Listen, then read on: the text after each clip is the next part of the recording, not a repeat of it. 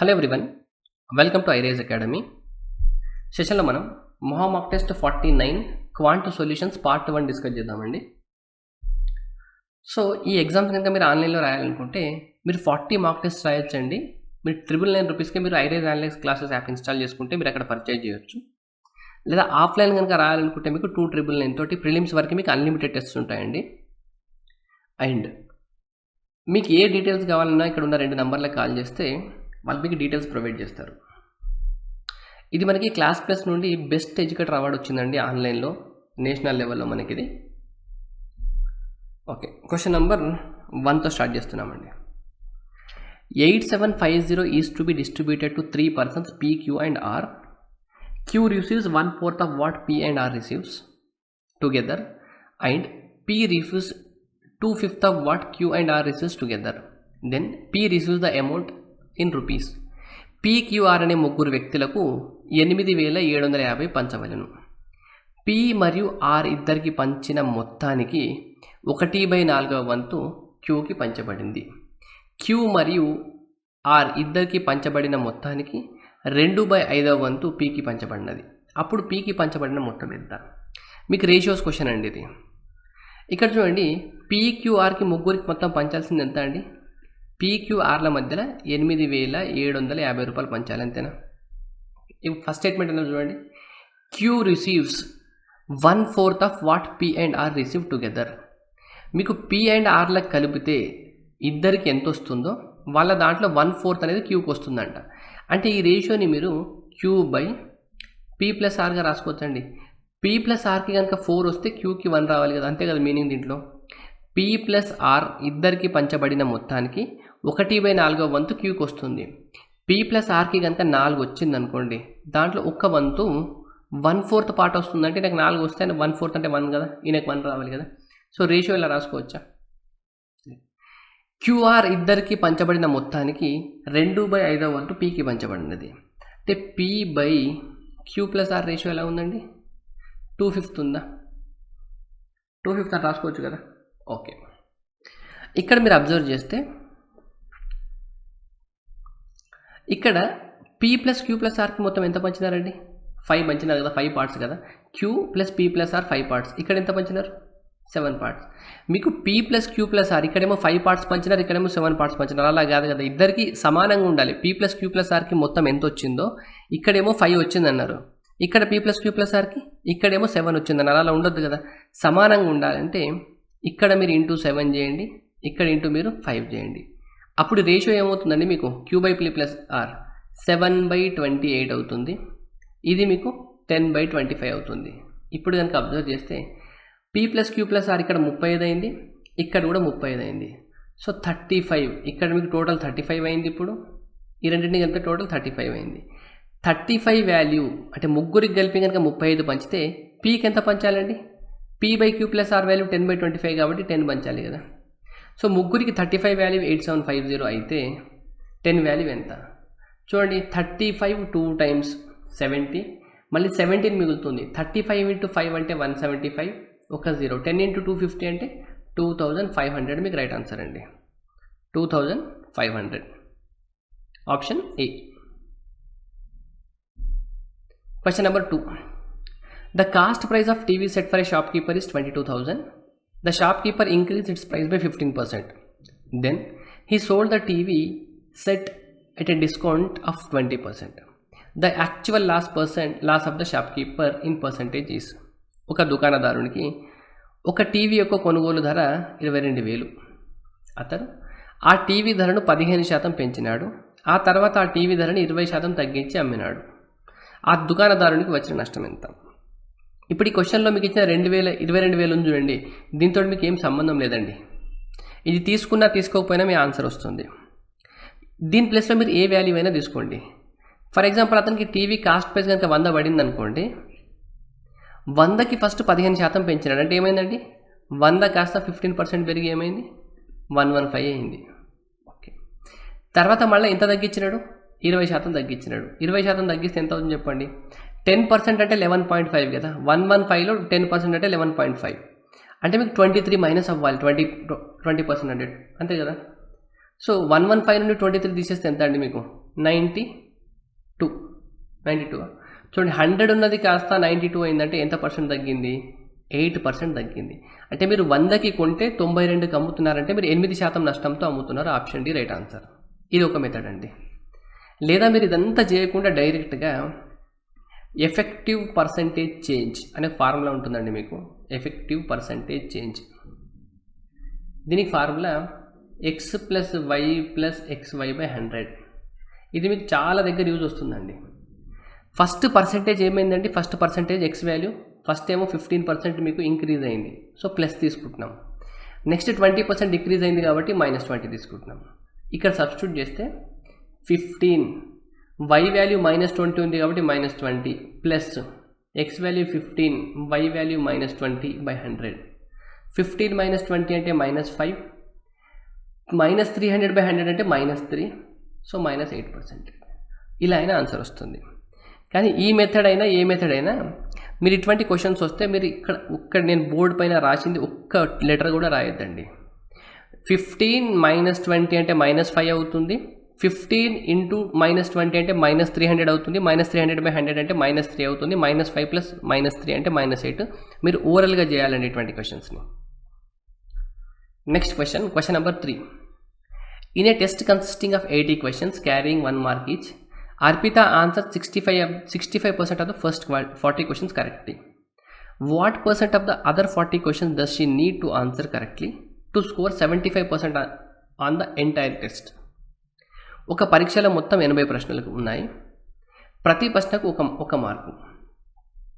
అర్పిత మొదటి 40 ప్రశ్నలలో 65 ప్రశ్నలకు సరైన సమాధానం గుర్తించిన చివరి 40 ప్రశ్నలలో ఎంత శాతం సరైన సమాధానం గుర్తించినట్లయితే మొత్తంగా ఆమె మార్కులు 75%గా సాధిస్తుంది.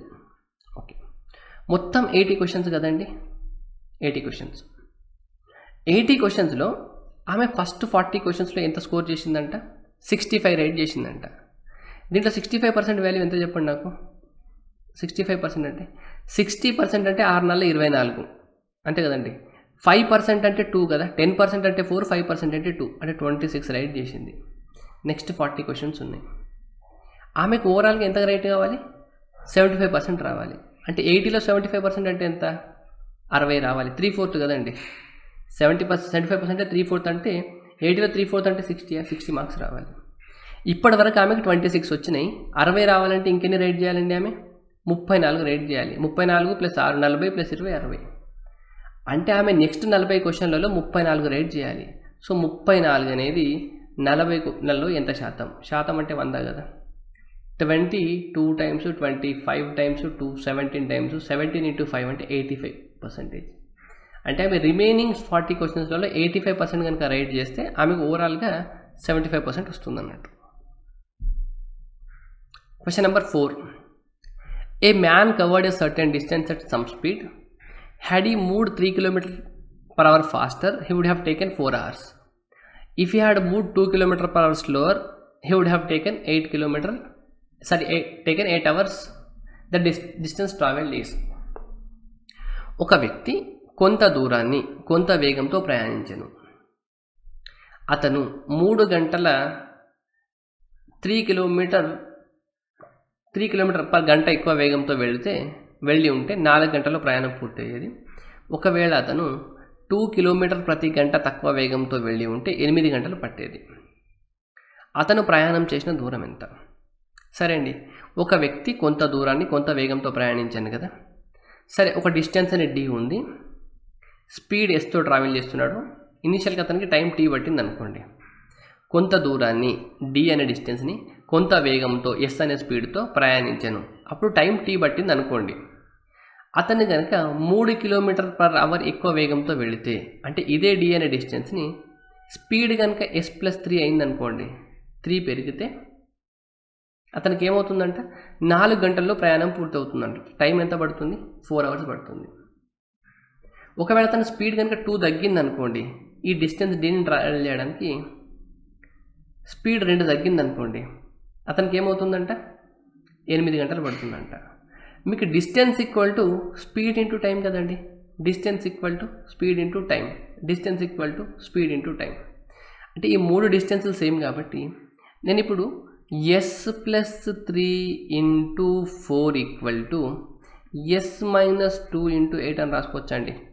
ఇది ఈక్వల్ కదండి. దీని వాల్యూ అయిన డిస్టెన్సే, దీని వాల్యూ అయిన డిస్టెన్సే. డిస్టెన్స్ మీకు సేమ్ ఉంది కదా, క్వశ్చన్లో వేరు వేరు డిస్టెన్స్ అనలేదు కదా. So 4s plus 12 equal to 8s minus 16. 4s అటు వెళ్తే 8s మైనస్ 4s అంటే 4s అవుతుంది. 12 ప్లస్ 16 28 అవుతుంది. s ఈక్వల్ ఎంత అవుతుందండి? 7 అవుతుంది. ఇప్పుడు మీకు ఇది డిస్టెన్సే, ఇది డిస్టెన్సే. ఎస్ వాల్యూని దేంట్లో ఒక దాన్ని సబ్స్టిట్యూట్ చేసినారు అనుకోండి, మీకు డిస్టెన్స్ వస్తుంది. d equal to 7 plus 3 10 into 4 ఎంత? 40. లేదా ఇక్కడైనా సబ్స్టిట్యూట్ చేయండి, దీంట్లో అయినా. d equal to 7 minus 2 5 into 8 40. ఎక్కడైనా అదే వస్తుందండి. సో డిస్టెన్స్ ఎంత వచ్చిందండి మీకు? 10 వచ్చిందండి. Question number 5. Ravi has a sum of money to buy pant at a clothing store. If he buys 2 similar pants, he will be short of 20% of the cost. If he buys one pant, he will have rupees 45 left. Find the cost of each pant. Ravi అనే వ్యక్తి 2 ఒకే రకమైన ప్యాంట్లను కొనుగోలు చేసినట్లయితే అతని దగ్గర ఉన్న డబ్బు వాటి మొత్తం ధర కన్నా 20% తక్కువగా ఉంది. ఓకే, 20% తక్కువగా ఉంది. ఒకవేళ అతడు ఒకే ప్యాంట్ను కొనుగోలు చేస్తే అతనికి 45 రూపాయలు మిగులుతుంది. అయినా ఒక ప్యాంట్ యొక్క ధర ఎంత? ఈ స్టేట్మెంట్ చదవండి ఒకసారి నాకు. ఒకవేళ అతడు ఒకే ప్యాంట్ను కొనుగోలు చేస్తే అతని దగ్గర 45 రూపాయలు మిగులుతుంది కదా. సరే, ప్యాంట్ కాస్ట్ ప్రైస్ మీరు ఎక్స్ అనుకున్నారనుకోండి. ప్యాంట్ కాస్ట్ ప్రైస్ మీరు ఎక్స్ అనుకుంటే, అతను ఒక ప్యాంట్ కొన్నాడు అనుకుంటే ఎక్స్ ప్లస్ 45 రూపీస్. అంటే ఈ ఎక్స్ ప్లస్ 45 అతని దగ్గర ఉన్నట్టు కదండి. అతని దగ్గర ఎక్స్ ప్లస్ 45 రూపీస్ ఉంటే ఎక్స్ రూపీస్ పెట్టి ఒక ప్యాంట్ కొంటాడు, 45 రూపీస్ మిగులుతుంది. అంటే ఇక్కడ నుండి ఇక్కడి వరకు మీకు ఈ స్టేట్మెంట్లో ఇది అర్థమైంది మీకు. నెక్స్ట్ చూడండి, రవి అనే వ్యక్తి 2 ఒకే రకమైన ప్యాంట్లను కొనుగోలు చేసినట్లయితే అతని దగ్గర ఉన్న డబ్బు వాటి మొత్తం ధర కన్నా 20% తక్కువగా ఉంది. ఇప్పుడు కాస్ట్ ప్రైస్ ఎక్స్ అంటున్నాం కదండి. 2 ప్యాంట్లు కొనుగోలు చేయాలంటే అతని దగ్గర ఎంత ఉండాలి? 2x ఉండాలి. కానీ అతని దగ్గర ఎంత ఉన్నాయండి? అతని దగ్గర ఉన్న డబ్బు వాటి మొత్తం ధర కన్నా, అంటే 2 ప్యాంట్లను మీరు కొనాలంటే ఎంత డబ్బులు కావాలో ఆ ధర కన్నా 20% తక్కువ ఉంది. 20% తక్కువ ఉందంటే ఎంత శాతం ఉన్నట్టు? 80% ఉన్నట్ట. 80%ని మీరు ఫ్రాక్షన్లో రాస్తే ఎంత అండి? 4/5. ఇవి కూడా అతని దగ్గర ఉన్న డబ్బులే కదా. ఈ స్టేట్మెంట్ నుండి ఏమో మీరు అతని దగ్గర ఉన్న డబ్బులు ఇదని వచ్చింది. ఇక్కడ నుండి ఇక్కడికి ఈ స్టేట్మెంట్ నుండి ఏమో ఇది వచ్చింది. 2 సమానం.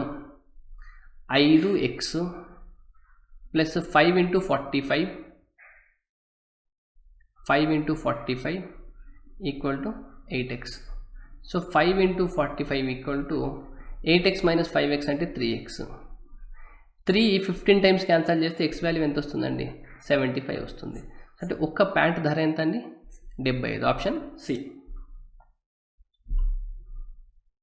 Question number 6. The speed of a train in the outward journey is 30% more than its speed in the return journey. If the total time taken for the journey in 16 hours including 1 hour, ఇది half కాదండి, మీకు ఇక్కడ wrong పడింది మీకు. including 1 hour at destination. If the total distance traveled by the train is 900 km, the speed of the train in return journey is. ఒక రైలు వెళ్ళినప్పుడు వేగం దాని తిరుగు ప్రయాణం వేగం కంటే 30% ఎక్కువ. వెళ్ళడానికి మరియు తిరిగి రావడానికి గమ్యస్థానంలో 1 గంట ఆగడానికి మొత్తం కలిపి 16 గంటల సమయం పడుతుంది. ఆ రైలు ప్రయాణం చేసిన మొత్తం దూరం 900 కిలోమీటర్లు అయితే తిరుగు ప్రయాణంలో రైలు వేగం ఎంత? రైట్, ఇక్కడ చూడండి, మొత్తం డిస్టెన్స్ ఎంత ట్రావెల్ చేసిందండి? 900 కిలోమీటర్స్. అంటే ఒక సైడ్ వెళ్ళడానికి మళ్ళీ రిటర్న్ రావడానికి అంటే మొత్తం మీకు 450 కిలోమీటర్స్ ట్రావెల్ చేసిందని చెప్పొచ్చా? 450 ప్లస్ 450 ఏమో వెళ్ళడానికి, రిటర్న్ రావడానికి ఎంత? 450. ఓకే, వెళ్ళడానికి అతనికి ఎంత టైం పడుతుందంట అండి? ఇలా వెళ్తున్నప్పుడు ఇలా వస్తున్నప్పుడు ఈ స్పీడ్ కంటే ఈ స్పీడ్ 30% ఎక్కువ ఉందంట. అంటే ఈ స్పీడ్ కనుక నేను 10x అనుకుంటే ఈ స్పీడ్ నాకు 13x అవుతుందా? ఇవి స్పీడ్స్ అండి. చూడండి, ఒక రైలు వెళ్ళినప్పుడు వేగం దాని తిరుగు ప్రయాణపు వేగం కంటే 30% ఎక్కువ. తిరిగి ప్రయాణిస్తున్నప్పుడు కనుక 10x అనుకుంటే దానికి 30% ఎక్కువ అంటే 13x అవ్వాలా? ఓకే, ఈ మొత్తం ట్రావెల్ చేయడానికి అంటే వెళ్ళడానికి రావడానికి అండ్ 1 గంట డెస్టినేషన్ దగ్గర ఆగడానికి మొత్తం 16 గంటల టైం పడుతుందంట. 1 గంట ఆగింది అంటే 16 గంటల్లో 1 గంట రెస్ట్ తీసుకున్నట్టు కదా, రెస్టింగ్ టైం కదండి అది. అంటే మొత్తం 15 గంటలు కదా జర్నీ చేసింది. అంటే వెళ్ళడానికి రావడానికి కలిపి ఎంత టైం పట్టిందండి? 15 గంటల టైం పట్టింది అంతేనా? 15 టైం పట్టింది. వెళ్ళడానికి పట్టిన స్పీడ్ ఎంత అండి? 450/13x. రావడానికి స్పీడ్ ఎంత? 10x. ఇది టైము ఇది టైము, 2 టైంలను కలిపితే ఎంత అవ్వాలి మీకు? 15 అవర్స్ అవ్వాలి. సో 15తో క్యాన్సిల్ చేస్తే ఇది 30 అవుతుంది, ఇది 30 అవుతుంది. ఓకే, మీరు 30 కనుక కామన్ తీసుకుంటే ఇక్కడ 1/13x ఉంటుంది, 1/10x ఉంటుంది, ఈక్వల్ టు 1. ఎల్సిఎం తీసుకుంటే 130x ఈక్వల్ టు 10 + 13 అంటే 23 30 ఈక్వల్ టు 1. ఇంతేనా? 0 0 క్యాన్సిల్ అండి. మీకు ఎక్స్ వాల్యూ ఏమొస్తుందండి? 3 × 23 69/13 వస్తుంది. ఎక్స్ వాల్యూ ఎంత వచ్చింది? 16 × 39. మీకు అనుకోమని speed of the train in return journey speed ఎంత అనుకున్నారు మీరు? 10x.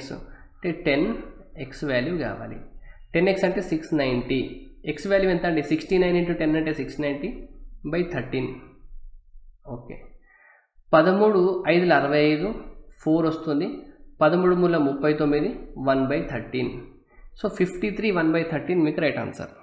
Option C. Question number 7 అండి.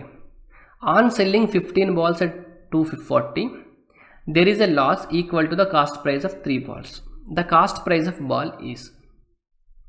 15 బంతులను 240కి అమ్మడం వలన 3 బంతుల కొన్న వేలంత నష్టం వచ్చినట్లయితే ఒక్క బంతి కొన్న వేల ఎంత? ఫస్ట్ ఈ స్టేట్మెంట్ చూడండి. 15 బంతులను ఎంతకు అమ్ముతున్నారండి? 240కి అమ్ముతున్నారు. సో మీకు సెల్లింగ్ ప్రైస్ ఆఫ్ 1 బాల్ ఎంత? 15 240కి అమ్ముతున్నారంటే ఎంత కమ్మినట్టు? ఒక్కొక్కటి 16 రూపాయలకి అమ్మినట్టు అండి. 15 × 10 అంటే 150 అవుతుంది. 90 ఉంటుంది కాబట్టి 15 × 6. సెల్లింగ్ ప్రైస్ ఆఫ్ 1 బాల్ ఎంత అండి? 16 రూపీస్. ఇది అర్థమైంది కదా ఫస్ట్. ఇక్కడ మీకు లాస్ వస్తుందంటే లాస్ ఎప్పుడు వస్తుందండి? Cost price minus selling price అయినప్పుడే లాస్ వస్తుందా? లాస్కి ఫార్ములా ఇదే కదా.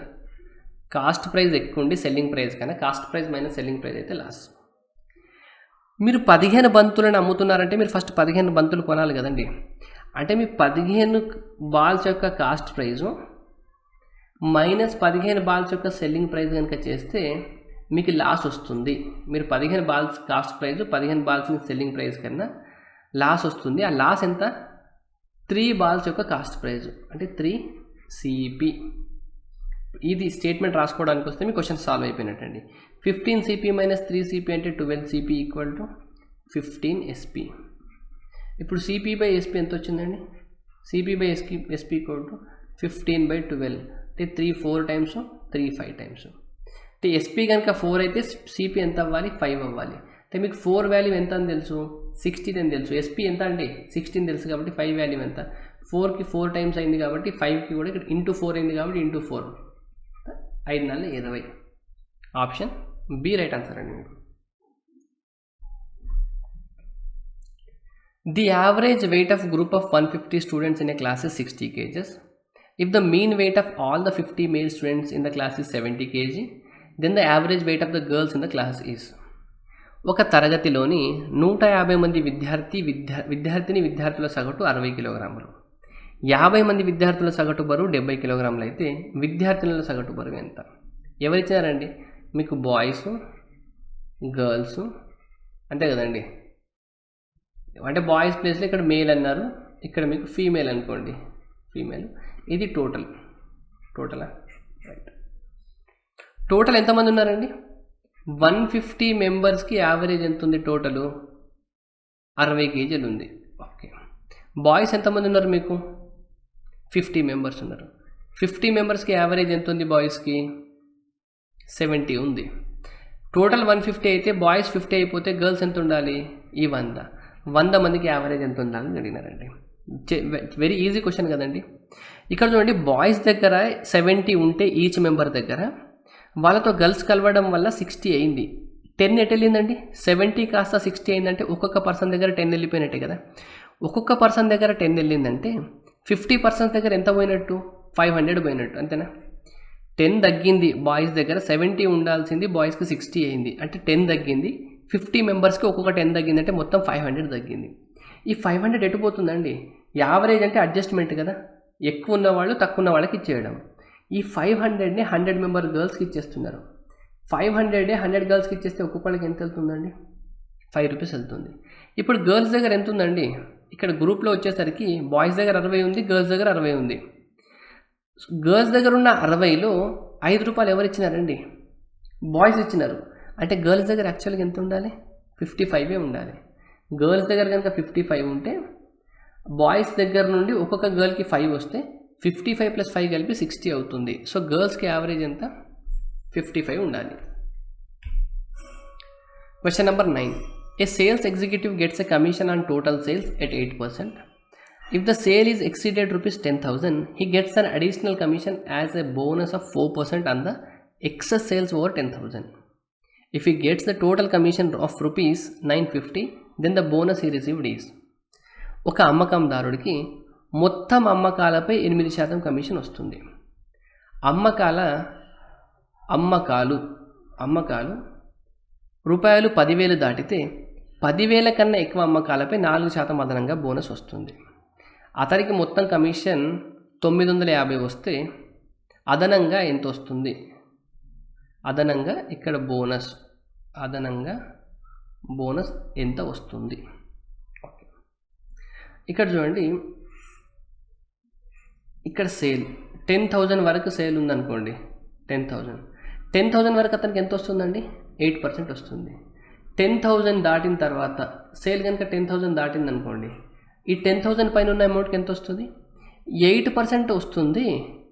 10,000 దాటిన అమౌంట్కి మళ్ళీ ఒక 4% వస్తుంది. ఇంత కదా క్వశ్చన్లో చెప్పింది. మీరు ఒక 20,000 అమ్మినారనుకోండి, ఫస్ట్ 10,000 పైన మీకు 8% వస్తుందండి. నెక్స్ట్ 10,000 పైన 8% వస్తుంది. 10,000 కన్నా మీకు ఎక్కువ అమ్మినందుకు మీకు ఒక బోనస్ లాగా, ఇన్సెంటివ్ లాగా 10,000 పైన 4% కూడా ఇస్తారు. ఇలా అతనికి మొత్తం ఎంత వచ్చిందంటే 950 వచ్చిందా? ఓకే. ఫస్ట్ 10,000 పైన అతనికి ఎంత వస్తుందండి? 800 వస్తుంది, అంతేనా? ఓకే. మొత్తం అతనికి ఎంత వచ్చింది? 950 వచ్చింది. ఫస్ట్ 10,000 పైన 800 వచ్చిందంటే 10,000 దాటిన సేల్స్ పైన అతనికి ఎంత రావాలి? 150 వస్తేనే కదండి 950 అయ్యేది. 150 ఎందుకు వచ్చిందండి? 10,000 దాటిన తర్వాత అమౌంట్ పైన అతనికి మొత్తం ఎంత వచ్చింది? 12% వచ్చింది. 12%లో 8% ఏమో రెగ్యులర్గా వచ్చేది, 4% ఏమో బోనస్ కదా. 12% వాల్యూవే మీకు 150 అయితే బోనస్ ఎంత వచ్చిందండి?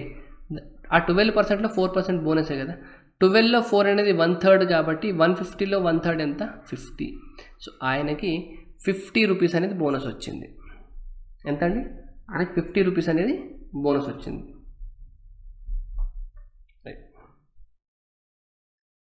Question number 10. 60 kg of an alloy A is mixed with 100 kg of alloy B. If alloy A has iron and silver in the ratio 3:2 and alloy B has silver and copper in the ratio 1:4, then the amount of silver in the new alloy is.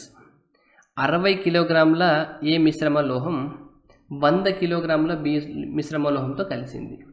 ఏ మిశ్రమ లోహంలో ఇనుము మరియు వెండి 3:2 నిష్పత్తిలో ఉన్నాయి. B మిశ్రమ లోహంలో వెండి మరియు రాగి 1:4 నిష్పత్తిలో ఉంటే కొత్త మిశ్రమంలో వెండి ఎంత మొత్తంలో ఉంది? మీకు అడిగింది ఏంటండి? ఐరన్, సిల్వర్ అడిగినారు కదండి. ఫస్ట్ది 60 kgs ఉంది కదండి. ఫస్ట్ 60 kgsలో మీకు సిల్వర్ ఎంత ఉందండి? ఇనుము మరియు వెండి 3:2 నిష్పత్తి అంటే 2 పార్ట్స్ ఉంది, 5 కదా, అంటే 2/5 ఉంది. ప్లస్ నెక్స్ట్ 100 kgల దాంట్లో ఎంత ఉందండి? Silver and copper in the ratio 1:4 కదా. ఇది 1 ఉంటే ఇది 4 ఉందంటే టోటల్ 5 పార్ట్స్లో 1 పార్ట్ ఉందా? 1/5. సో 5 ఎంత? 12 24. ఇక్కడ ఎంత? 20. సో మొత్తం ఎంత ఉందండి? మొత్తం 44 kgలు ఉంది. Option D. Question number 11. A and B invested capitals in the ratio 4:7 to start a business. A is the working partner and managing the business. What percent of the total profit may be given as a salary to A so that their incomes at the end of the year are equal? A, Bలు 4:7 నిష్పత్తిలో మూలధనములను పెట్టుబడి పెట్టి ఒక వ్యాపారం ప్రారంభించారు. ఏ వ్యాపారాన్ని నిర్వహిస్తూ భాగస్వామిగా ఉన్నాడు. సంవత్సరాంతమున వచ్చిన మొత్తం లాభంలో ఎంత శాతాన్ని ఏకి జీతంగా ఇస్తే వారిద్దరి ఆదాయాలు సమానం అవుతాయి. ఈజీ క్వశ్చన్ అండి. ఇక్కడ చూడండి, మీకు ఏకి బికి ఇన్వెస్ట్మెంట్స్ రేషియో ఎలా ఉందండి? 4:7 రేషియో ఉందా? ఇన్వెస్ట్మెంట్ ఈ రేషియోలో ఉంటే ప్రాఫిట్స్ కూడా మీరు ఏ రేషియో డివైడ్ అవ్వాలి? 4:7 రేషియోలో డివైడ్ అవ్వాలి. కానీ క్వశ్చన్లో ఏమన్నారు? ఏ అనే పర్సన్ ఏమో బిజినెస్ని చూసుకుంటున్నాడు, బి అనే పర్సన్ బిజినెస్ని చూసుకోవట్లేదు. సో ఏ బిజినెస్ చూసుకుంటున్నాడు కాబట్టి అతనికి కొంచెం శాలరీ కూడా ఇవ్వాలి కదా. సో మొత్తం లాభంలో తనకి ఎంత శాతం కనుక మీరు శాలరీ లాగా వస్తే సంవత్సరం మొత్తంలో వాళ్ళ ఎర్నింగ్స్, వాళ్ళ సంపాదన సమానం అవుతుంది. ఇప్పుడు చూడండి, ఏకి ఇప్పుడు బీకి ఏమో 7 రూపాయలు వస్తుందండి, ఏకి 4 రూపాయలు వస్తుంది. సంవత్సరాంతంలో ఇద్దరి సంపాదన సమానం అవ్వాలంటే ఇతనికి 3 రూపాయలు ఇవ్వాలా? 3 వేస్తే ఇతను 7 అవుతుంది, ఇతనికి 7 అవుతుందా? అంటే మీకు టోటల్ ప్రాఫిట్ ఎంత అండి? ఇప్పుడు టోటల్ ప్రాఫిట్ కనుక మీకు 14 రూపాయలు అయిందనుకోండి, దాంట్లో ఏ శాలరీ ఎంత? ఏ శాలరీ 3 రూపాయలు కనుక ఏకి శాలరీ ఇస్తే 11 మిగులుతుంది. ఆ 11ని వాళ్ళ పెట్టుబడుల నిష్పత్తిలో, అంటే వాళ్ళు ఏ రేషియోలో ఇన్వెస్ట్ చేసినారో ఆ రేషియోలో 4:7 పంపిస్తే సరిపోతుంది కదా. అంటే మీకు టోటల్ ప్రాఫిట్ 14 వస్తే దాంట్లో ఏకి శాలరీ 3 పార్ట్స్ ఇవ్వాలి. సో పర్సంటేజ్లో కావాలంటే 3/14 అంటే మీకు 1/14 అంటే 7 1/7 అండి. దానికి ఇంటూ 3 చేస్తే 3/14 వస్తుంది కాబట్టి 21 3/7% వస్తుంది. 21 3/7 option D. Question number 12. If the length of a certain rectangle is decreased by 4 cm and the width is increased by 3 cm, a square with the same area as original rectangle would result. Find the perimeter of the original rectangle. ఒక దీర్ఘ చతురస్రం యొక్క పొడవుని 4 సెంటీమీటర్లు తగ్గించి వెడల్పుని 3 సెంటీమీటర్లు పెంచినట్లయితే దీర్ఘ చతురస్రం యొక్క వైశాల్యమునకు సమాన వైశాల్యము గల చతురస్రము ఏర్పడినట్లయితే మొదటి దీర్ఘ చతురస్రం యొక్క చుట్టుకొలత ఎంత? మీ దగ్గర ఇనీషియల్ ఒక రెక్టాంగిల్ ఉందండి. రెక్టాంగిల్ లెంత్ ఎల్ ఉంది, దీని లెంత్ బి ఉంది. ఈ లెంత్ని కనుక 4 సెంటీమీటర్లు తగ్గించి, అంటే లెంత్ని కనుక 4 సెంటీమీటర్లు తగ్గించి L-4, బ్రెడ్త్ కనుక 3 సెంటీమీటర్స్ పెంచినారనుకోండి, ఇప్పుడు ఏమవుతుందంట, మీకు ఒక చతురస్రం ఫామ్ అవుతుందంట. ఎలా ఫామ్ అవుతుందంటే దీని ఏరియా ఈక్వల్ అయ్యేటట్టు ఫామ్ అవుతుందంట. దీర్ఘచతురస్రం పొడవును 4 తగ్గించి వెడల్పుని 3 పెంచినట్టయితే దీర్ఘచతురస్రం యొక్క వైశాల్యంలో సమాన వైశాల్యం గల చతురస్రం ఏర్పడినట్లయితే, ఇలా తగ్గిస్తే ఒక చతురస్రం ఫామ్ అయింది, దీని వైశాల్యం సమానం అంట. ఫస్ట్ కండిషన్ ఏంటంటే చతురస్రం ఫామ్ అయిందంటే దీని పొడవు దీని వెడల్పు సమానంగా ఉండాలి కదండి. అంటే L-4 = B+3 అవ్వాలి. చతురస్రంలో అన్ని సమానంగా ఉంటాయి కదా. అప్పుడు L-B = ఎంత వచ్చిందండి? ఒక ఈక్వేషన్ 7 వచ్చింది. ఓకే, నెక్స్ట్ దీని ఏరియాకి సమానం అంటే L × B = ఈ రెండింటి ప్రొడక్టే కదా, L-4 × B+3. Okay, LB = LB + 3L - 4B - 12. LB cancel అవుతుంది. 3L - 4B = 12 అవుతుందా? ఓకే, ఇక్కడ కనుక మీరు ఇది ఈక్వేషన్ 1 అనుకోండి, ఇది ఈక్వేషన్ 2 అనుకోండి. ఈక్వేషన్ 1ని నేను 3తో మల్టిప్లై చేస్తున్నాను చూడండి. 3L - 3B = 21 అవుతుంది. ఇది మీకు 3L - 4B = 12 అవుతుంది. దీని నుండి దీన్ని మైనస్ చేస్తే 3L క్యాన్సిల్ అవుతుంది. -3B - 4B అంటే +B అవుతుంది. 21 - 12 అంటే 9 అవుతుంది. అంటే B వాల్యూ ఎంత వచ్చిందండి? B వాల్యూ 9 వచ్చింది. L-4 = మీకు ఎంత? L-B = 7 అని తెలుసు కదండి. B 9 అయిందంటే L ఎంత అవ్వాలండి? 16 అవ్వాలా? L = 7 + B, 7 + 9 అంటే 16. మొదటి దీర్ఘ చతురస్రం యొక్క చుట్టుకొలత ఎంత? 16 + 9 25, 25 × 2 ఎంత? 50. 2 × L+B కదండి. Question number 13. A boat takes 90 minutes less time to travel 36 downstream than to travel the same distance upstream. If the speed of the boat in still water is 10 miles per hour, the speed of the stream is, ఇక్కడ miles అని రావాలండి. Miles. Okay, 36 miles కనుక down స్ట్రీమ్లో travel చేస్తే down stream speed ఎంత అవుతుందండి? B+S అవుతుందా? ఇదే 36 kilometre up స్ట్రీమ్లో travel చేస్తే B-S. అప్ స్ట్రీమ్లో స్పీడ్ టైం ఎట్లా ఎక్కువ తీసుకుంటుంది కదండి, సేమ్ డిస్టెన్స్ ట్రావెల్ చేయడానికి. ఇక్కడ మీకు స్పీడ్ తక్కువ ఉంటుంది కాబట్టి టైం ఎక్కువ తీసుకుంటుంది కదా. ఈ తీసుకునే టైంకి ఎంత తేడా ఉందంట? 90 మినిట్స్ తేడా ఉంది. 90 మినిట్స్ అంటే 3/2 అవర్స్ కదా. ఓకే, ఇక్కడ మీకు ఇంకేం డేటా ఇచ్చినారు? Speed of the boat in still water ఎంత అన్నారు? 10. అంటే 36/10 - S equal to minus 36/10 + S value 3/2. అయితే మీకు స్పీడ్ ఆఫ్ ద స్ట్రీమ్ అడిగినారు కదా. ఆన్సర్ ఏదో ఒకటి గెస్ట్ చేయండి, గెస్ట్ చేస్తే మీకు రైట్ ఆన్సర్ అవుతుంది. ఇప్పుడు మీరు 3 తీసుకోవద్దండి. 3 తీసుకుంటే ఏమవుతుందంటే 10 - 7 అంటే 7 అవుతుంది, ఇక్కడ 13 అవుతుంది. డినామినేటర్ వాల్యూస్ మీకు ఆడ్ వాల్యూస్ అయిపోతాయి, కానీ ఇక్కడ మీకు డినామినేటర్లో ఈవెన్ వాల్యూ ఉందా? సో ఇది తీసుకోవద్దండి. సో నేను 2 తీసుకుంటున్నాను చూడండి. 36/10 - 2 అంటే 8 మైనస్ 36/10 + 2 అంటే 12. 12 3 టైమ్స్, 8 4.5 టైమ్స్. 4.5 - 3 అంటే 1.5. 3/2 అంటే 1.5 కదా. సో ఆప్షన్ సి మీకు రైట్ ఆన్సర్ అవుతుందండి. Question number 14. X and Y can do a work in 15 and 10 days respectively. They worked for 3 days, after which X was replaced by Z. If the work was finished in next 4 days, find the number of days in which Z alone could do the work. X, Yలు ఒక పనిని 10 రోజుల్లో పూర్తి చేస్తారండి. సరే, ఇక్కడ వరకు మీరు total work కనుక 30 అనుకున్నారనుకోండి. టోటల్ వర్క్ 30 అనుకుంటే ఇది టైము. ఎఫిషియన్సీ ఏమవుతుందండి? X 15 రోజుల్లో 30 వర్క్ చేయాలంటే రోజుకు 2 యూనిట్లు చేయాలి. Y 10 రోజుల్లో 30 యూనిట్లు చేయాలంటే రోజుకు 3 యూనిట్లు చేయాలి. వారిద్దరు 3 రోజులు కలిసి పనిచేసిన తర్వాత, అంటే 3 రోజులు పనిచేస్తే 5 ముళ్ళు 15 అయిపోతుంది. రోజుకు 5 యూనిట్లు అంటే 15 అయిపోతుంది. ఇంకా మిగిలిన వర్క్ ఎంత? 15. తర్వాత X బదులుగా Z పనిలో చేరాను. అంటే X పని చేయట్లేదు, ఇప్పుడు ఎవరు పని చేస్తున్నారు? Y + Z పని చేస్తున్నారు. తర్వాత 4 రోజుల్లో పని మొత్తం పూర్తి అయితే Y + Z కలిపి 4 డేస్లో వర్క్ పూర్తి చేస్తున్నారు కదా.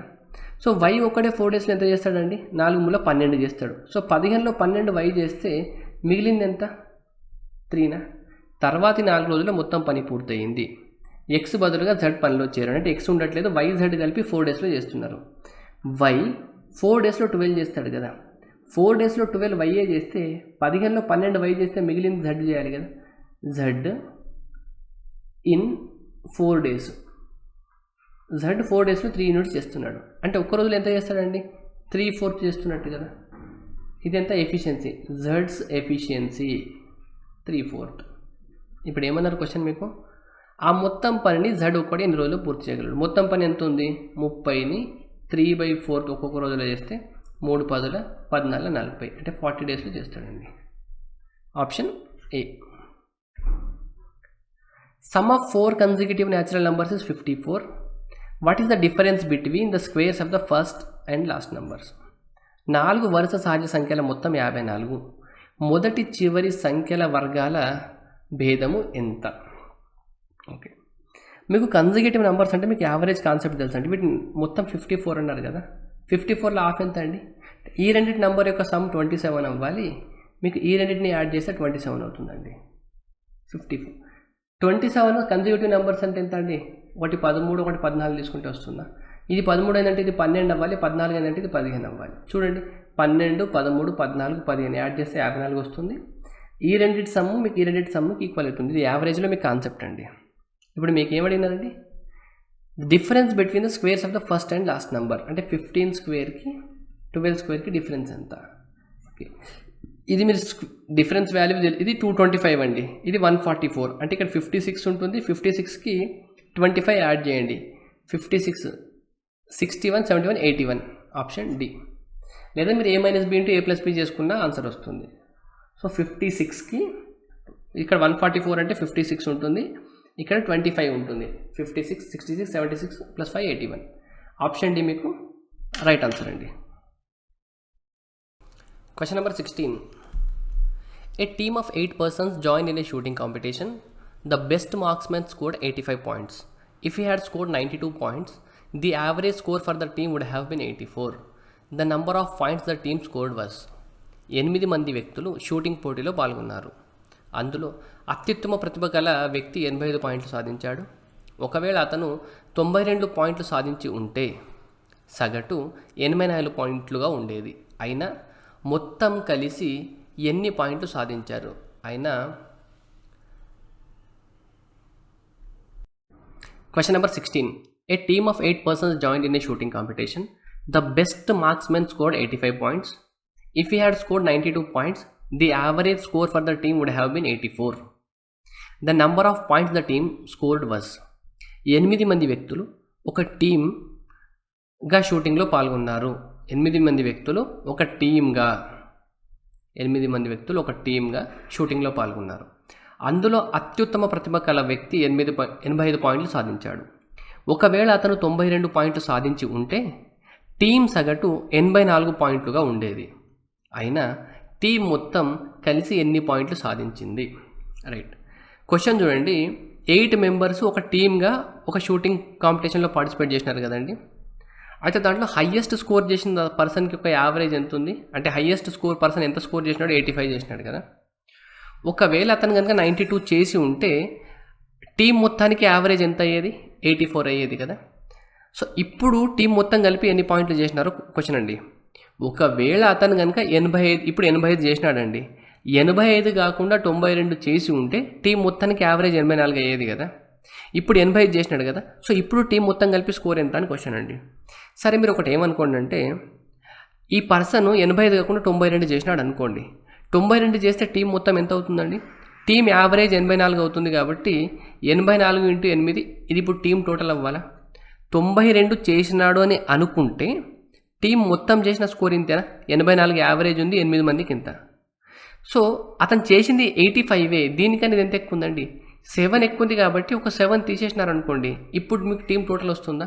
8 ఎందులో ఎంత? 640. 832 నుండి 7 తీసేస్తే 25.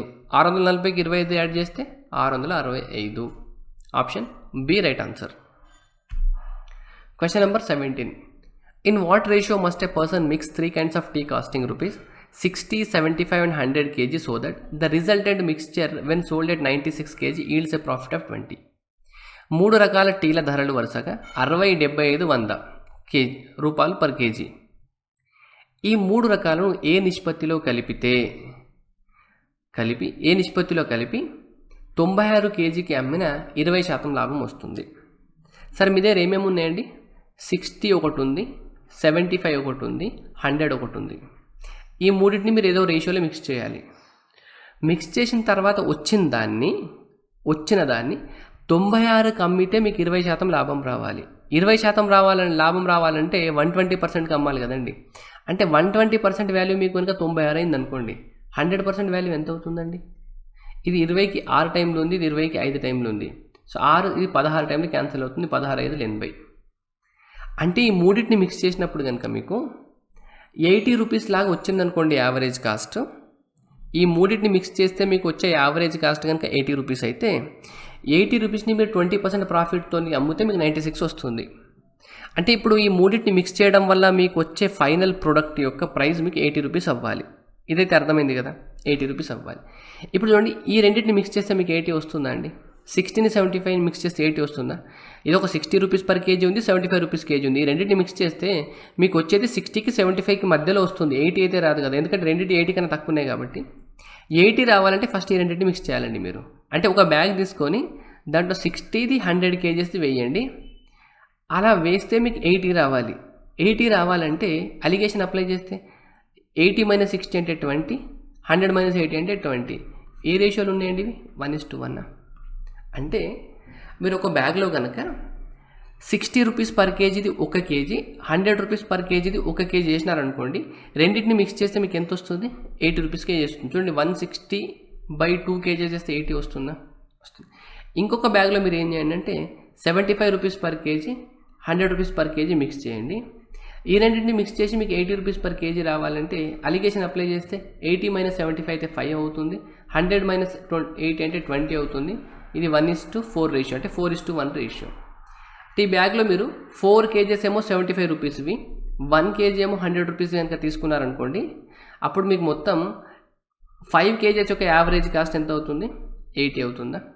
ఈ 2 బ్యాగ్స్ని మిక్స్ చేస్తే దీంట్లో 80 kgs కాస్ట్ ఉంది, ఈ బ్యాగ్ కూడా 80 kgs కాస్ట్ ఉంది. ఈ రెండింటిని మిక్స్ చేస్తే మీకు మళ్ళీ ఫైనల్గా 80 kgs వస్తుంది కదా. చూడండి అలా మిక్స్ చేస్తే 60 kgs మీరు ఎన్ని తీసుకున్నారండి?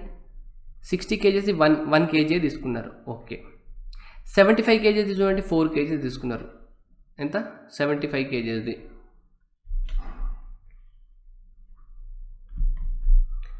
75 kgs ఎంత తీసుకున్నారు మీరు?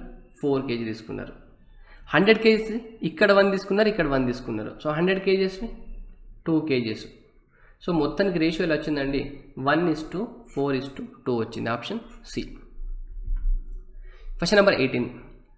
ఏ hemispherical bowl is fitted to the brim with a beverage, filled to the brim with a beverage. The contents of this bowl are transferred into a cylindrical vessel whose radius is 50% more than its height. If the diameter is same for both the vessels, both the bowl and cylinder, the volume of the beverage in the cylindrical vessel is. Okay. ఒక అర్ధవృత్తాకారపు గిన్నె అంచు దాకా ద్రవం ఉన్నది. అంటే మీకు hemispherical bowl ఉందండి, ఇది మొత్తం ఫిల్ అయి ఉంది. ఎత్తు కంటే 50% ఎక్కువ వ్యాసార్థం గల స్తూపాకార పాత్రలో గిన్నెలోని ద్రవం మొత్తం పోశారు. దీంట్లో నుండి ద్రవం మొత్తం దేంట్లో పోస్తున్నారండి? ఒక సిలిండ్రికల్ వెజల్లో పోస్తున్నారు. ఈ సిలిండ్రికల్ వెజల్ ఎలా ఉంది? ఎత్తు కంటే, అంటే ఎత్తు కనుక కంటే 50% ఎక్కువ వ్యాసార్థం ఉంది. అంటే ఎత్తు అనేది నేను కనుక 2x అనుకున్నాను అనుకోండి, రేడియస్ ఎంత అవ్వాలండి? 3x అవ్వాలి. చూడండి దీనికన్నా 50% ఎక్కువ ఉందా? రైట్. గిన్నె స్తూపం వ్యాసాలు సమానం. వ్యాసాలు సమానం అంటే వ్యాసార్థాలు కూడా సమానం కదా. దీని రేడియస్ 3x అయితే దీని రేడియస్ కూడా ఎంత అవ్వాలండి? 3x అవ్వాలా? ఈ రెండింటి రేడియస్ సమానం అన్నారు. ఓకే. స్తూపాకార పాత్రలోని ద్రవం ఘనపరిమాణం అంటే ఇప్పుడు దీంట్లో నుండి కనుక దీంట్లోకి మొత్తం పోసేస్తే దీంట్లో ఎంత పర్సెంట్ లిక్విడ్ ఉంది అని క్వశ్చన్ అండి. సో ఇప్పుడు మనము దీని వాల్యూమ్ని దీని వాల్యూమ్తో కంపేర్ చేసినాం అనుకోండి. ఇప్పుడు దీని వాల్యూమ్ ఎంత చెప్పండి నాకు? 2/3πr³. r³ అంటే 3x³. ఇది దేని వాల్యూమ్ అండి? ఈ దీంట్లో ఉన్న వాల్యూమ్. దీంట్లో ఉన్న వాల్యూమ్ని మీరు దీంట్లో పోస్తున్నారు కాబట్టి దీని వాల్యూమ్ని మీరు దీంతో కంపేర్ చేయండి. దీని వాల్యూమ్కి ఫార్ములా π. r² అంటే రేడియస్ 3x ఉంది కాబట్టి 3x². హైట్ ఎంత? 2x. Okay. π cancel. 3x² 2 cancel అయితే మీకు 3x మిగులుతుంది అంతేనా? 3 క్యాన్సల్. ఇక్కడ చూడండి ఏం మిగిలింది మీకు? 2x మిగిలింది, కింద 2x మిగిలింది. 1:1 అంటే ఈ రెండు 1/1 రేషియోనే. 1/1 రేషియో అంటే దీని వాల్యూమ్ సమానం అన్నట్టు అండి. దీని వాల్యూమ్ మీకు దీని వాల్యూమ్ సమానంగా ఉంది కాబట్టి దీంట్లో ఉన్న లిక్విడ్ని కనుక దీంట్లో పోస్తే ఇది కంప్లీట్గా ఫిల్ అవుతుంది. ఈ గిన్నె అండ్ ఈ స్తూపాకార పాత్ర యొక్క వాల్యూమ్ ఘనపరిమాణాలు సమానం. సో దీంట్లో ఉన్న లిక్విడ్ని కనుక మీరు దీంట్లో పోస్తే ఇది కంప్లీట్గా ఫుల్ అవుతుంది కాబట్టి దీంట్లో ఎంత ఉందండి? 100% ఫిల్ అవుతుంది. స్తూపాకార పాత్రలోని ద్రవం ఘనపరిమాణం 100%. Question number 19. a = 1², b = 2³, c = 3⁴, z = 26⁻27. In the product of all the alphabets, how many zeros exist in the end? అయితే అక్షరాలన్నింటినీ లబ్ధం చివర ఎన్ని ఇస్తున్నారు? ఇప్పుడు వీటన్నింటిని మల్టిప్లై చేస్తే మీకు నెంబర్ ఆఫ్ జీరోస్ అడుగుతున్నాడు సింపుల్గా. 1² 2³ 3⁴, 4⁵, 5⁶. అంటే పవర్లో ఒకటి ఎక్స్ట్రా ఉంటుందండి. -26⁻27. మీకు నంబర్ ఆఫ్ జీరో ఒక్క జీరో రావాలంటే మీ దగ్గర ఒక 2 ఉండాలి, ఒక 5 ఉండాలి. ఇదైతే కాన్సెప్ట్ అండి, తెలుసు మీకు. 100 ఉందనుకోండి, 100ని మీరు 4 × 25గా రాస్తారు, అంటే 2² 5². మీరు 1000ని 2³ × 8³ రాస్తారు, అంతేనా? అంటే 2³ × 5³ 2³ × 5³ 2³ అంటే 8, 5³ అంటే 125. అంటే మీకు ఒక్క 0 రావాలంటే మీ దగ్గర ఒక్క 2, ఒక 5 ఉంటే 2 × 5 మల్టిప్లై అయ్యి 10 వస్తుంది. 2 0 రావాలంటే మీ దగ్గర 2 2 5లు కూడా 2 ఉన్నాయి అనుకోండి. ఒక 2 ఒక 5తో మల్టిప్లై చేస్తే ఒక 0 వస్తుంది, ఇంకొక 2 ఇంకొక 5తో మల్టిప్లై చేస్తే ఇంకో 0 వస్తుంది.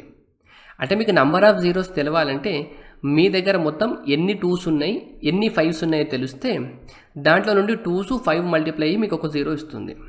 కానీ ఇప్పుడు దీంట్లో ఇది నెంబర్ ఈవెన్ నెంబరా, ఇది ఈవెన్ నెంబరా, దీని తర్వాత ఈవెన్ నెంబరా? ఎవ్రీ సెకండ్ నెంబర్ మీకు ఈవెన్ నెంబరే ఉంటుందండి. ఈవెన్ నెంబర్ అంటే దాంట్లో 2 ఉంటుంది కదా.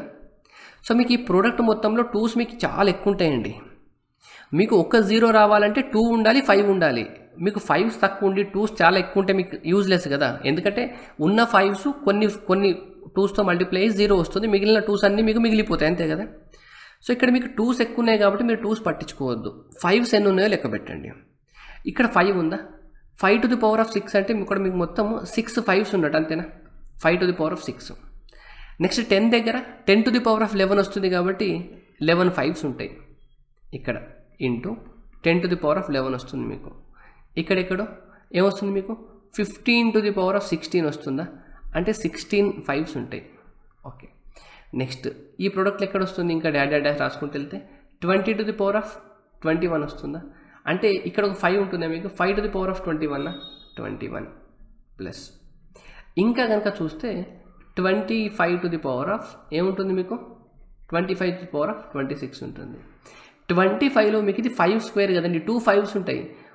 26 into 2 ఉంటాయి అన్నట్టు ఇక్కడ మీకు 26 into 2 5s ఉంటాయి. చూడండి ఇది 5 స్క్వేర్ కదండి, 5 into పవర్లో 2 ఉంది కాబట్టి 5 స్క్వేర్ పవర్ 26 అంటే 52 అవుతుంది, 5 power 52 కదా. అంటే ఇక్కడ మీకు 52 ఉంటాయి. మొత్తం కనుక మీరు యాడ్ చేస్తే 20 ఇక్కడ 52 ప్లస్ 20 ఎంత అండి, 62 72కి 1 యాడ్ చేస్తే 73 83 89 90 100 106 ఇంతేనండి, 106. ఆప్షన్ డి మీకు right answer. Okay, question number 20. If x is the remainder when 3 to the power of 6 1 2 4 7 8 9 4 is divided by 5 and y is the remainder when 4 to the power of 9 4 5 6 is divided by 6. Remainder ఎంత వస్తుందంట, x వస్తుందంట. దీన్ని 5తో divide చేస్తే, దీన్ని 6తో divide చేస్తే remainder y వస్తుందంట. అప్పుడు మీకు 4x మైనస్ 3y వాల్యూ కనుక్కోమంటారండి. సో ఫస్ట్ మనం ఈ వాల్యూ చూద్దాం. చూడండి, మీరు 4ని దేనితోటైనా 4 to the power of సంథింగ్ని 4 to the power of x by 6, remainder is always 4 అండి. Remainder is always 4. ఇది గుర్తుపెట్టుకోండి మీరు, ఆల్వేస్ 4. అంటే 4 power 1 చేస్తే ఎంత, 6 చేస్తే 4ని 6తో భాగిస్తే రిమైండర్ ఎంత వస్తుంది, 4 వస్తుంది. 4 స్క్వేర్ అంటే 16, 16/6 చేస్తే 6 12 మళ్ళీ 4 మిగులుతుంది. So remainder 4. 4 క్యూబ్ అంటే 64/6, 64/6 అంటే 6 10 60 మళ్ళీ రిమైండర్ 4. అంటే మీరు 4ని పవర్ ఎంత చేసినా కూడా దాన్ని 6తో భాగిస్తే రిమైండర్ ఎప్పుడు కూడా 4 వస్తుంది.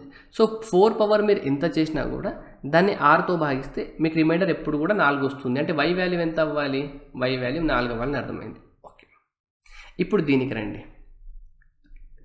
ఇప్పుడు మీరు చూడండి 5కి డివిజిబిలిటీ రూల్ ఏంటండి, 5 కానీ 5 ఎప్పుడు కూడా యూనిట్ డిజిట్ కనుక 5 ఉందనుకోండి, యూనిట్ డిజిట్ 0 ఉందనుకోండి, అంటే ఏదైనా ఒక నంబర్ యూనిట్ డిజిట్ 5 లేదా యూనిట్ డిజిట్ 0 ఉందనుకోండి, అప్పుడు 5 డివైడ్ చేస్తుంది, ఈ నెంబర్ని 5 డివైడ్ చేస్తుంది. ఒకవేళ యూనిట్ డిజిట్ కనుక 6 ఉందనుకోండి, యూనిట్ డిజిట్ 6 ఉంటే ఒక నెంబర్కి యూనిట్ డిజిట్ కనుక 6 ఉంటే దీన్ని 5తో డివైడ్ చేస్తే రిమైండర్ ఎంత వస్తుందండి, యూనిట్ డిజిట్ 6 ఉంది, 5తో డివైడ్ చేస్తే రిమైండర్ ఎంత వస్తుంది, 1 వస్తుంది. అంతే కదా, 5 తర్వాత ఒకటి ఎక్స్ట్రా ఉంది కాబట్టి. యూనిట్ డిజిట్ మీకు 7 ఉందనుకోండి, 5తో డివైడ్ చేస్తే రిమైండర్ ఎంత వస్తుందండి, 2 వస్తుంది. అంతేనా, 5 కన్నా 2 ఎక్స్ట్రా ఉంది కాబట్టి. So 3 to the power of ఈ సంథింగ్లో యూనిట్ డిజిట్ ఏముందో కనుక్కోండి. యూనిట్ డిజిట్ ఎట్లా చెప్తామండి మనం, యూనిట్ డిజిట్ ఎప్పుడు కూడా మీకు 4 సర్కిల్స్ అంటే 4 సైకిల్ అనేది 4 రిపీట్ చేస్తుంది. అంటే పవర్లో 4 తర్వాత మీకు సేమ్ వస్తుంది. అంటే 3 to the power of 1, 3 to the power of 2, 3 cube, 3 to the power of 4, 3 to the power of 5కి మళ్ళీ యూనిట్ డిజిట్ సేమ్ వస్తుంది. చూడండి, 3 to the power of 1కి యూనిట్ డిజిట్ 3 అయితే 3 to the power of 5కి మీకు 243. సో దీని unit digit దీని యూనిట్ డిజిట్ సేమ్ ఉంది. 3 స్క్వేర్ ఎంత, ఇది 9 అయితే 3 to the power of 6 ఎంత, 3 to the power of 6 అంటే ఎంత అండి, ఇది 729 కదా. దీని యూనిట్ డిజిట్ దీని యూనిట్ సేమ్ ఉంటుంది. సో ఇప్పుడు దీన్ని మీరు కనుక 4తో డివైడ్ చేస్తే 4కి డివిజిబిలిటీ రూల్ ఏముంటుంది, లాస్ట్ 2 డిజిట్స్ చెక్ చేయాలి. 92 అనేది మీకు 4తో డివైడ్ అవుతుంది. రిమైండర్ ఎంత మిగిలింది, 2 మిగిలింది. అంటే మీకు 3 to the power of 6 1 2 4 7 8 9 4కి యూనిట్ డిజిట్ ఏముంటుందో 3 స్క్వేర్కి యూనిట్ డిజిట్ సేమ్ ఉంటుంది. యూనిట్ డిజిట్ సేమ్ ఉంటుంది. ఈ పాయింట్ మీకు అర్థం అవ్వాలి. ఫస్ట్ దీని యూనిట్ డిజిట్ సేమ్ ఉండాలి. 3 స్క్వేర్ వాల్యూ ఎంత? 9 కదండి. సో ఇప్పుడు 9/5 చేస్తే రిమైండర్ ఎంత వస్తుందండి మీకు? 9/5 చేస్తే రిమైండర్ 4 వస్తుంది. కాబట్టి ఎక్స్ వాల్యూ ఎంత వచ్చిందండి? ఎక్స్ వాల్యూ కూడా మీకు 4 వచ్చింది. ఇప్పుడు 4 × 4 ఎంత? 16 మైనస్ 3 × 4 ఎంత? 12. సో 16 - 12 ఎంత? 4. సో ఆప్షన్ బి అనేది మీకు రైట్ ఆన్సర్ అండి. రైట్.